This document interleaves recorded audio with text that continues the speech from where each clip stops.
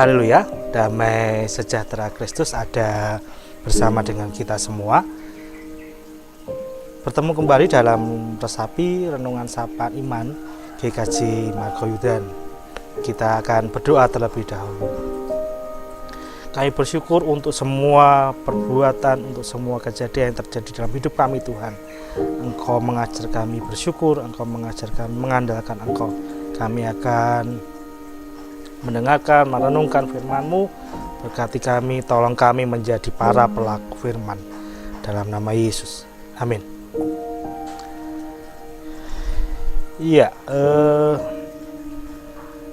sudah tercantum di bawahnya. Saya memberikan judul renungan ini, berani hidup tanpa mujizat. Berani hidup tanpa mujizat. Ya, tetapi berhenti di situ dulu. Saya ingin kita menyamakan persepsi kita tentang mujizat. Ya. Ada yang berkata, oh, bukankah bernafas, bukankah kita bisa bangun pagi itu bisa dikatakan mujizat? Nah, kita akan menyamakan persepsi dulu ketika saya berbicara tentang mujizat. Kembali ke Kamus Besar Bahasa Indonesia, ya. Mujizat itu kejadian atau peristiwa ajaib yang sukar dijangkau oleh kemampuan akal manusia. Mujizat oleh Kamus Besar Bahasa Indonesia dituliskan demikian, kejadian atau peristiwa ajaib yang sukar dijangkau oleh kemampuan akal manusia. Jadi ketika saya berbicara tentang mujizat, kita samakan persepsi bahwa mujizat itu segala sesuatu peristiwa yang di luar akal manusia, transrasional, katakanlah seperti itu. Nah, mengapa saya menyebutkan kalimat judul perenungan ini sebagai berani hidup tanpa mujizat? Karena orang Kristen modern sekarang ini kebanyakan gitu ya, mengejar mujizat. Apa salah mengejar mujizat? Tidak. Saya masih percaya mujizat. Saya percaya mujizat masih terjadi. Saya percaya Allah kita masih Allah yang sama, yang sanggup melakukan mujizat yang sama dengan di masa Alkitab dulu. Tapi kita baca terlebih dahulu di Yohanes pasal 20 ayat 26 sampai 29. Yohanes pasal 20 ayat 26 sampai dengan 29. Ini kisah yang cukup terkenal, pasti banyak kita ketahui ya. 8 hari kemudian murid-murid Yesus berada kembali dalam rumah itu dan Thomas bersama-sama dengan mereka. Sementara pintu-pintu terkunci, Yesus datang dan ia berdiri di tengah-tengah mereka dan berkata, "Damai sejahtera bagi kamu." Kemudian ia berkata kepada Thomas, "Taruhlah jarimu di sini dan lihatlah tanganku. Ulurkanlah tanganmu dan cucukkan ke dalam lambungku. Dan jangan engkau tidak percaya lagi, melainkan percayalah." Thomas menjawab dia, "Ya Tuhanku dan Allahku." Kata Yesus kepadanya, "Karena engkau telah melihat, maka engkau percaya. Berbahagialah mereka yang tidak melihat, namun percaya." Latar belakangnya kita tahu kisahnya. Kristus bangkit, menampakkan diri kepada murid-muridnya tanpa ada Thomas di sana. Kemudian Thomas berkata, "Kalau aku tidak menaruh jariku kepada lubang bekas paku itu atau lubang bekas tombak di lambungnya, aku tidak akan percaya." Lalu kita baca kisah yang tadi, kalimat terakhirnya Yesus berkata, "Berbahagialah mereka yang tidak melihat namun percaya." Berbahagialah itu kalau di Alkitab sinamnya berkata diberkatilah ya. Jadi diberkatilah mereka yang tidak melihat namun percaya. Maka saya berkata, dalam salah satu khotbah saya berkata begini, orang yang paling diberkati, orang yang paling berbahagia sebenarnya adalah mereka yang tidak pernah mengalami mujizat. Loh, kok bisa? Karena orang-orang ini mereka bisa beriman tanpa melihat. Nah, saya mau menunjukkan mengapa kita mesti berani hidup tanpa mujizat.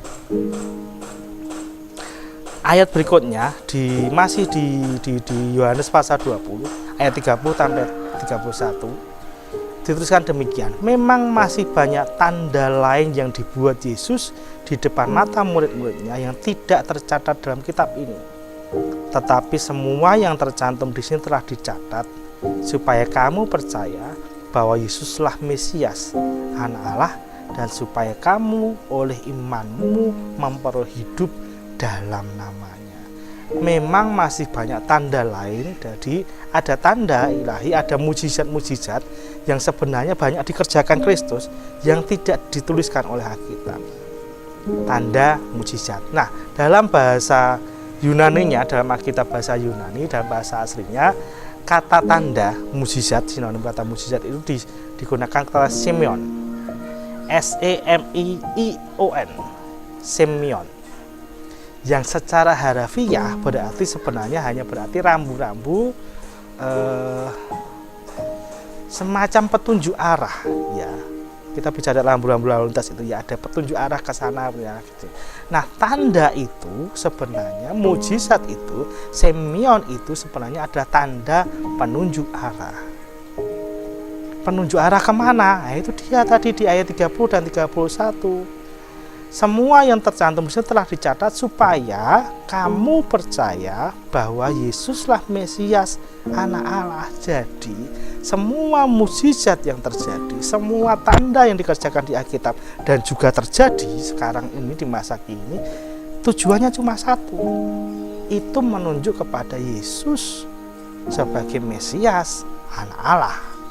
Yesus sebagai Tuhan dan Juru Selamat. Selesai sampai situ. Jadi kalau kita sudah percaya bahwa Yesus adalah Tuhan dan Juru Selamat, bahwa Yesus adalah Mesias dan Anak Allah, mengapa masih memerlukan mujizat? Bisa memahami ya? Oh, berarti tidak boleh ya Om minta mujizat, berdoa mengharapkan mujizat. Silahkan. Tetapi biarkan mujizat ada di dalam domainnya Allah.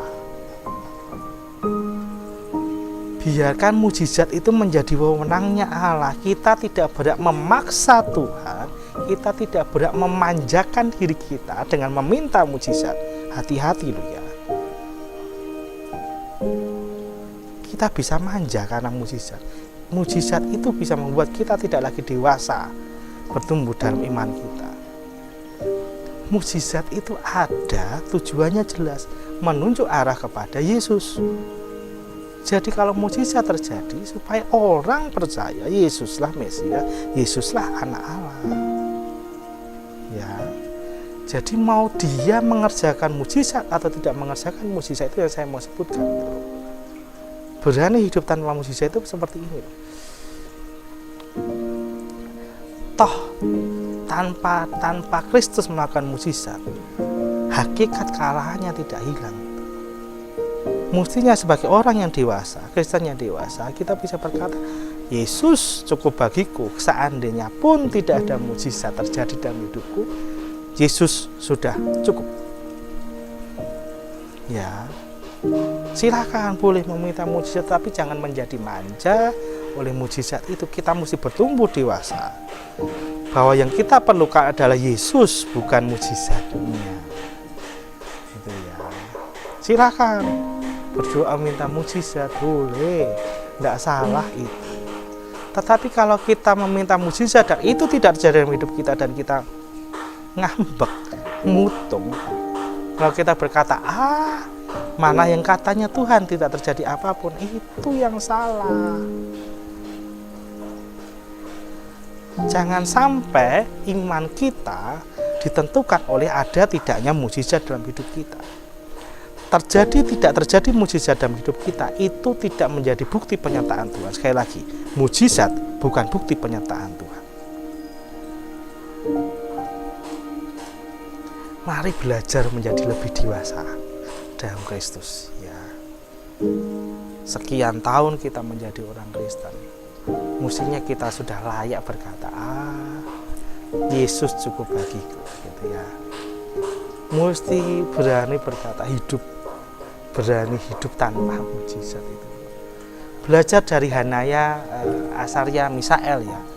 waktu dihadapkan perapian yang dipanaskan 7 kali lipat itu, mereka berkata begini, kalau ada mujizat Tuhan selamatkan kami, puji Tuhan. Tapi kalaupun Tuhan tidak mengadakan mujizat dan kami mati di perapian, kami tetap menyembah Allah. Kami tidak akan menyembah yang lain. Kalau ingat Habakuk, ya di akhir tulisannya di kitab Habakuk, kalimatnya indah banget. Kalaupun pohon ara tidak berbunga, pohon anggur tidak berbuah, zaitun mengecewakan, aku akan tetap bersorak-sorak dalam Tuhan. Terjadi ataupun tidak terjadi mujizat dalam hidup kita, itu tidak akan mengganggu iman kita. Berani hidup dalam berani hidup tanpa mujizat. Karena Dia tetap Tuhan yang menyertai kita. Dan ya, masih masa pandemi, meskipun saya mengatakan Allah Kristus pasti menyertai kita, tapi jangan hidup sembrono lah. Ya, ingat pakai masker, sering-sering cuci tangan dengan sabun air mengalir, jaga jarak, hindari kerumunan, batasi mobilitas. Ya, kalau terpaksa harus dalam ruangan, ingat ventilasi, durasi, dan jaraknya. Tuhan Yesus memberkati kita semua.